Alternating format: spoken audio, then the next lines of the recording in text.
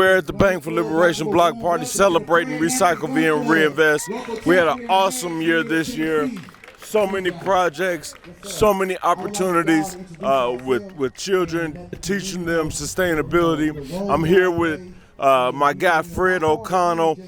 Talk to us about what it is you got going on, what your experience has been here at the block party. Sure, so this has been great because I've known Jaffe. I don't even know how we first connected. I think he put together neighborhood cleanup. I represent District 19, right where we're standing on the Metro Council, and I said, yeah, I'm going to come out here and clean up because when we first got elected back in 2015, we brought trucks out here and people were illegal dumping and all that kind of stuff, and every time somebody comes up from the community and says, I want to love other people, I want to respect my neighborhood, and we're going to clean these streets. Now when we get young people involved and we start to connect it to other things, you've heard him talk today about how this actually gets people something to do that is, again, bringing them to peace, bringing them to a better planet, and treating people better. So it's awesome to be out here where we've got other great organizations. You've got Walk Bike Nashville, you got Root Nashville teaching people to plant trees, you got Trebek out here talking about their Urban Garden Network. You've got amazing music and performances, and we spent the early part of the morning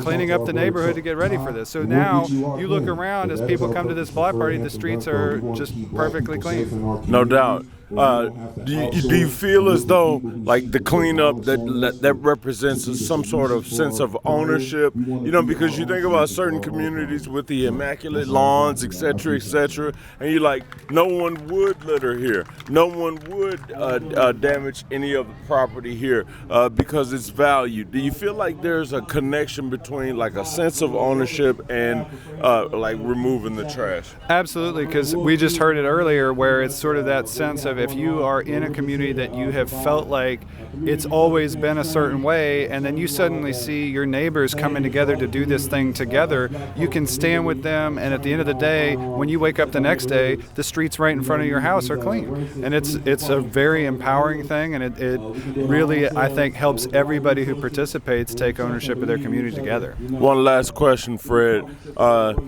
Do you feel like there is a connection between clean streets, like literally, and clean streets in terms of crime? Absolutely, and I've watched, this is one of those things where Recycle Reinvest is bringing people together, and that's where it's starting from children all the way up to teens, young adults, and then just people who are in this community and have been for a long time, and it's getting people involved in their community. It is making the community feel safe, and when the community feels safe, it is safe.